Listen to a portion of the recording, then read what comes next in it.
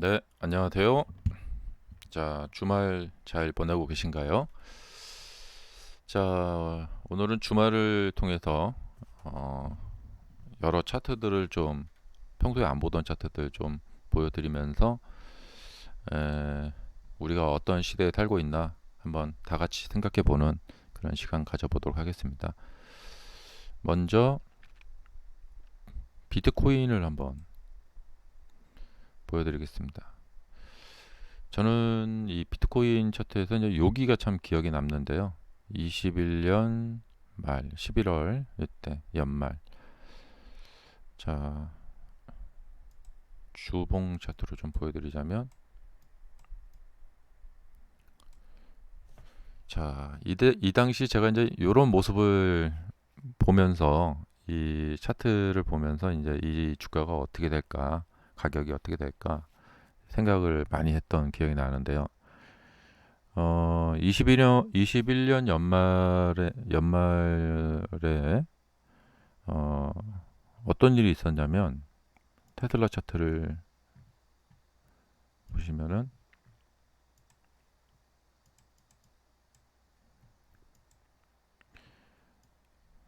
자, 21년 12월입니다.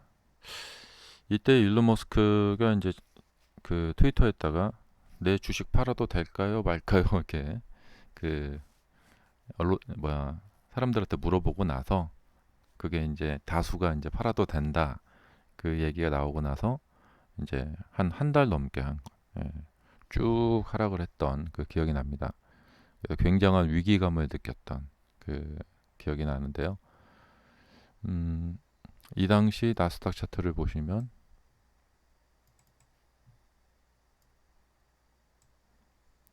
자, 나스닥 차트는 11월, 네, 11월 24일 이때쯤인데요. 어, 테슬라는 이제 10월 정도에 이제 고점을 치고, 여기 이제 11월 4일에 이제 고점을 치고 이제 많이 이제 하락을 했고, 11월 이때쯤 됩니다. 나스닥은 여전히 좀 상승 지향적이었고요. 그리고 그때 이 여기가 이제 11월 5일, 그 다음에 11월 12일 이때도 이제 그러니까 나스닥과 함께 비트코인은 좀 그러니까 전고점을 돌파를 한 상황입니다. 자, 나스닥은 좀 이렇게 보면 지속적인 그러니까 어떤 기록을 경신하고 있던 상황입니다. 그래서 다들 굉장히 이렇게 뭐랄까 희망에 찼던 그런 그 시절입니다. 근데 이때 이제 어떤 일이 있었냐면 파월 의장은 이제 물가가 높다를 인정을 했고 그다음에 테이퍼링을 이제 막 얘기하던, 하지만 시장은 우리는 기록 경신을 할 수 있다 막 이러고 있었던 시절입니다. 그러니까 파월 의장이 이제 돈 푸는 거 줄이겠다, 테이퍼링 하겠다 그 얘기가 나온 뒤였어요. 이미 8월인가 이때 이제 물가 높다. 그래서 이제 긴축 테이퍼링을 하겠다 생각하고 있다. 그런 얘기가 있었지만 그 잠시 내린 후에 기록을 경신하고 있었던 시절이었습니다. 예. 그러니까 무슨 얘기를 하려고 하는 거냐면 차트상으로 봤을 때는 이때 우리가 고점 매도를 해야 될 때다라고 볼 수가 없었죠. 예. 왜냐면 아직 추세가 꺾이지 않았기 때문에. 자, 아마 이때 매수를 하신 분들도 계실 거고. 근데 이렇게 막 가려고 하는 이 상황에서 딱 그때 이제 그 기억이 나요. 이제 어, 모든 사람들이 예스를 할 때 나 혼자 노를 해야 된다. 네. 그런 이야기 있잖아요. 근데 주식에서 보면은 그런 일이 많이 있는 것 같아요. 예. 사람들이 모두 좋다고 할 때, 어, 그때 반대로 생각해야 된다. 그러니까 주가가 사람들의 생각과 반대로 간다. 그래서 이제 이렇게 급락을 하게 됐는데, 어,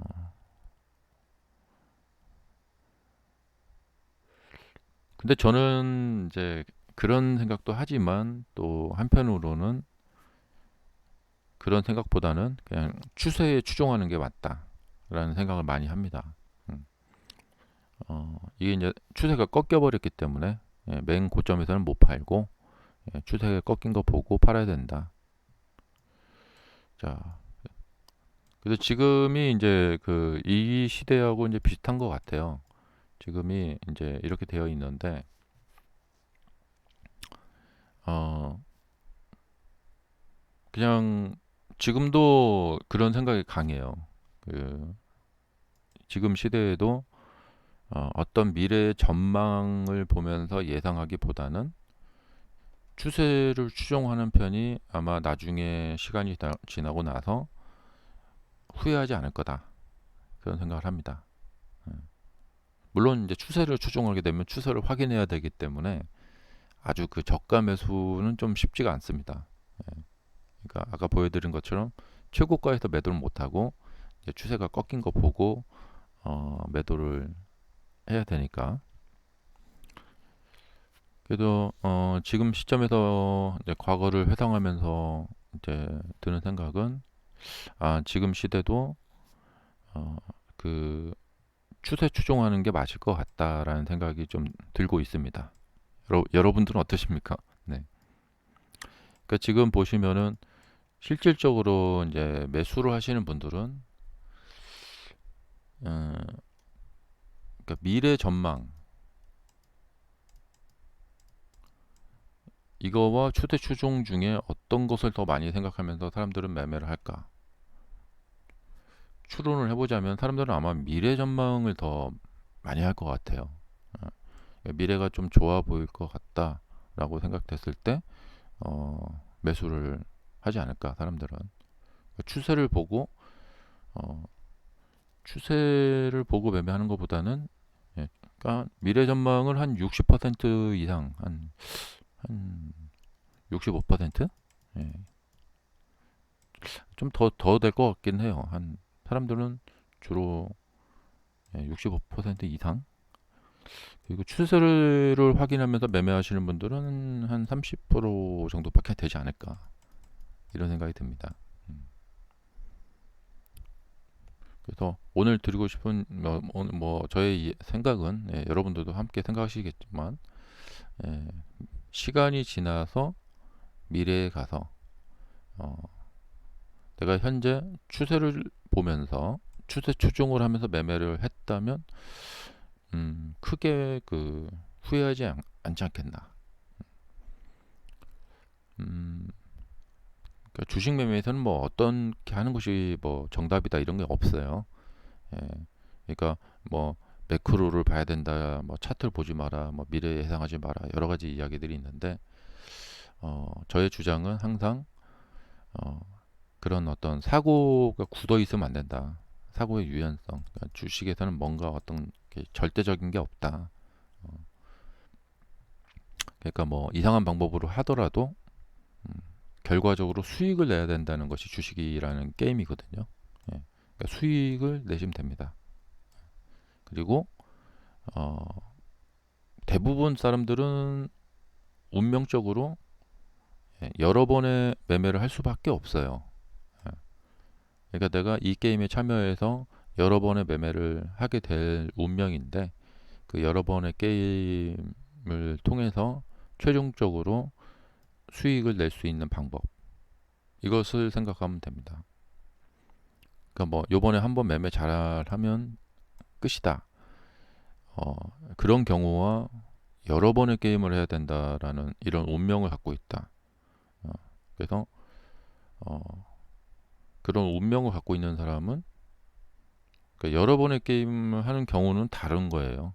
예, 요번에 딱 한 번만 게임을 한다 하는 거건.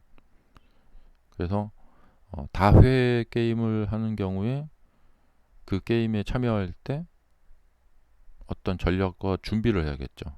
음.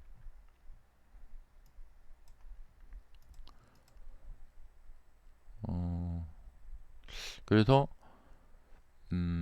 지금 보면은 이제 나스닥이 좀 계속해서 이제 21년처럼 이제 상승 지향적인데, 여기서 이제 나스닥이 이 전고점을 다음 주에 이제 분위기가 좋다. 그러면 이제 전고점을 이제 돌파를 하겠죠.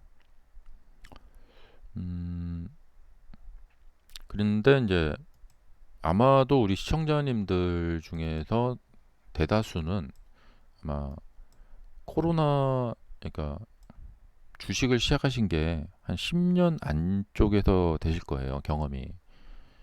어, 그러니까 이제 금리 지금, 그러니까 이 코로나 이후에 이제 주식을 시작하시는 분들 중에서, 그러니까 과거 한 20년 정도의 그 어떤 주식시장의 역사에서 보면은 금리를 이렇게 짧은 시간 동안에 빨리 인상한 적도 별로 없었고, 그다음에 금리를 이제 앞으로 이제 금리, 그러니까 금리 인상.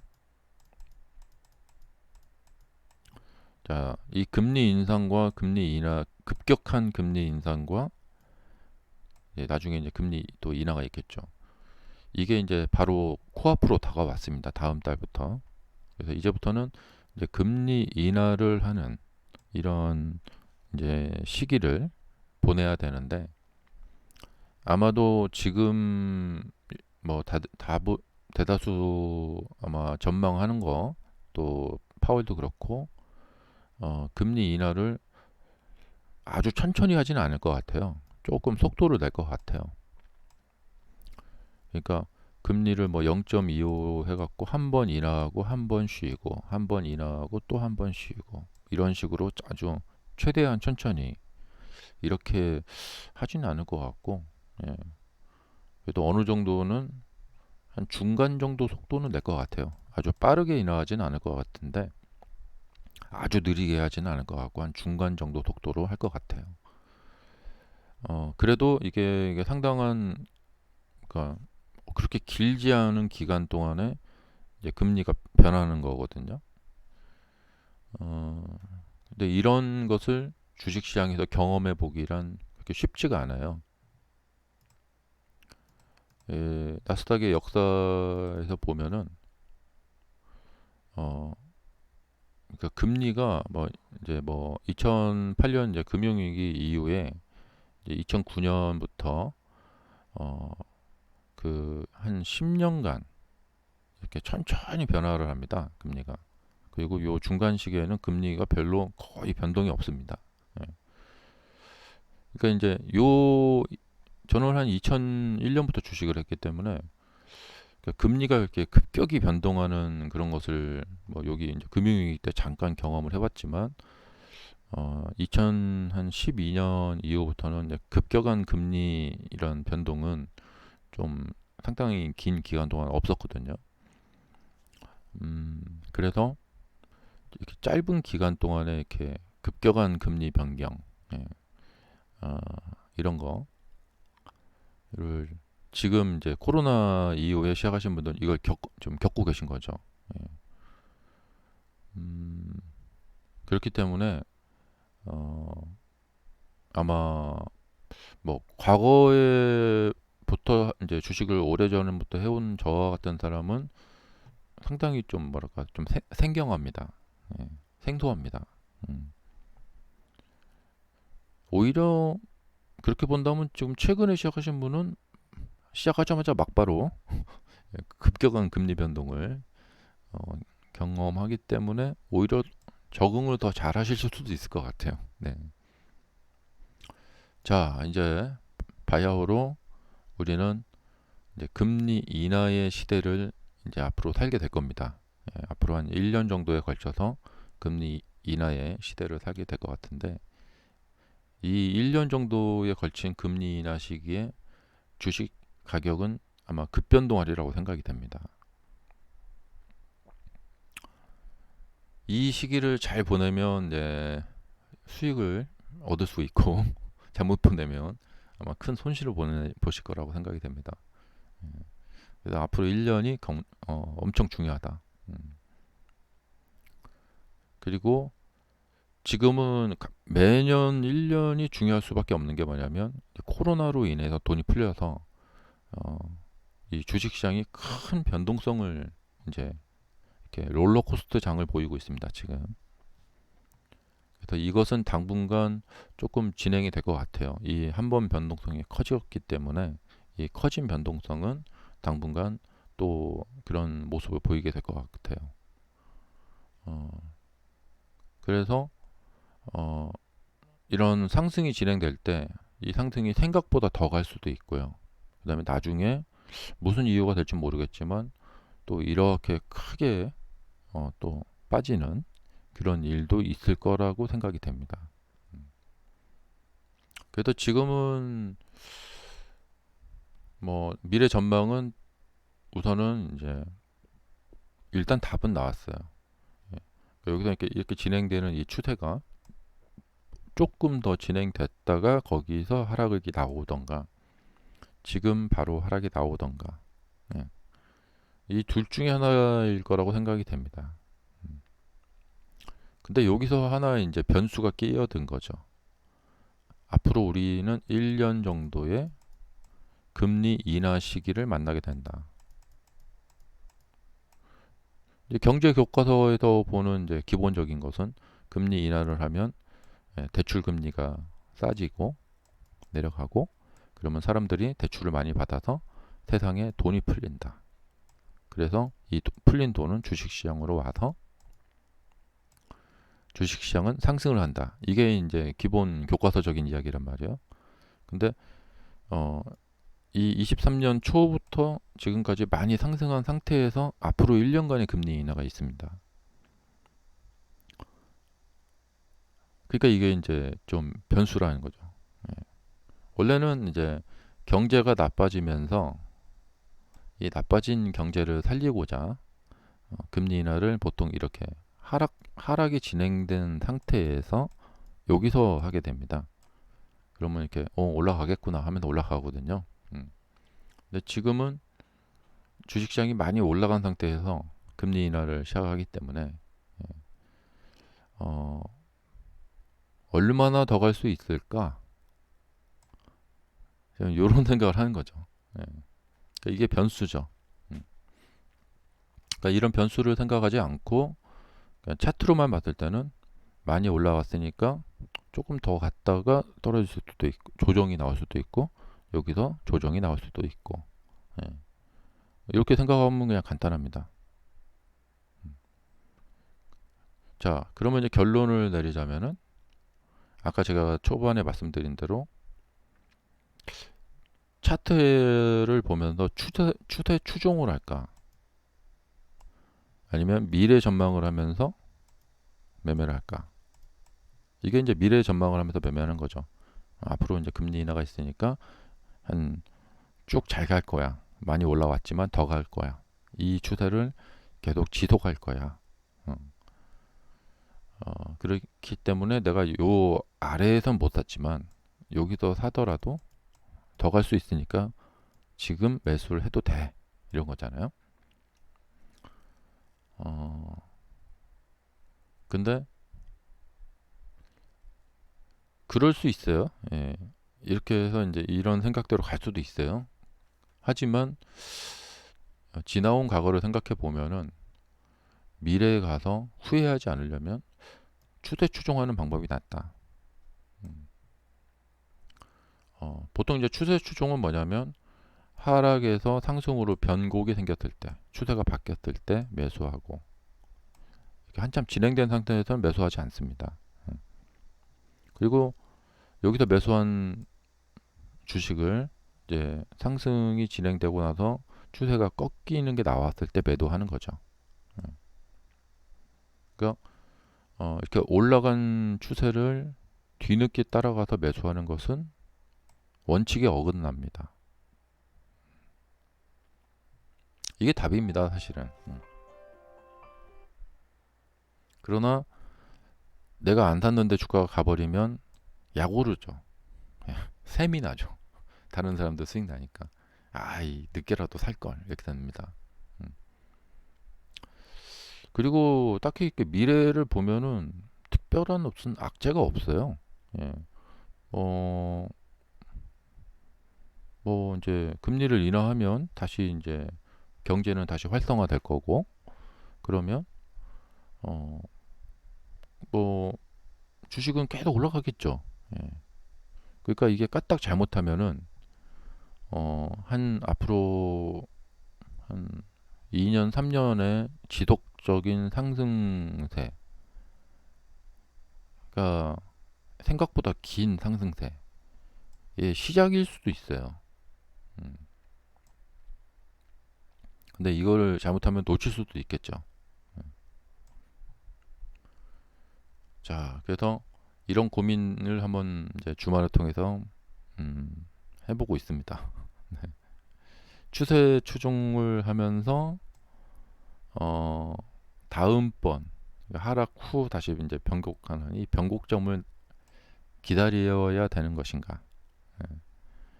아니면 예, 금리 인하가 있으니까 어, 어, 조금 이제 뒤늦게라도 늦게라도 가서 사야 되는 것인가?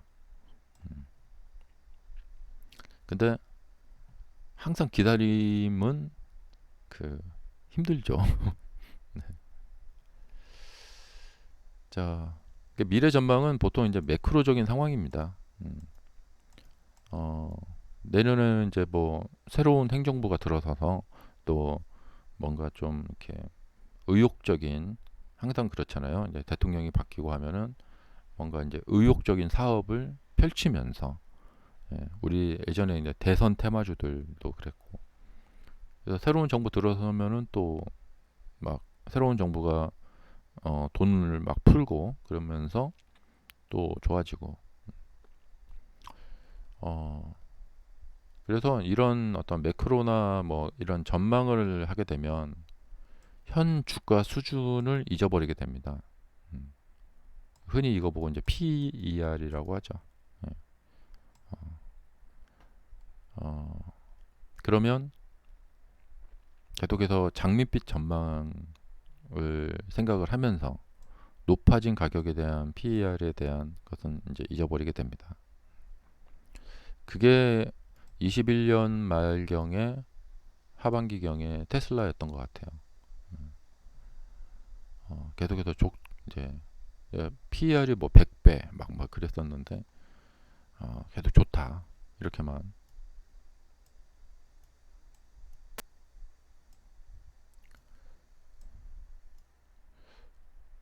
그래서 뭐 제가 뭐 이렇게 이런 어떤 주제를 꺼냈는데 여러분들도 한번 주말을 맞이해서 앞으로 이제 금리 인하의 시기라는 이런 역사적인 어떤 변화가 있잖아요. 우리가 금리 인상 우리가 금리 인상 시기는 겪어봤죠. 예. 네. 금리 인하 시기에는 주가가 어떻게 될까? 음, 놀라운 상승이 앞으로 한 1년 이상 더 이어질까? 그렇다면 사도 돼요. 이런 고민을 이제 해봐야겠죠. 자, 감사합니다.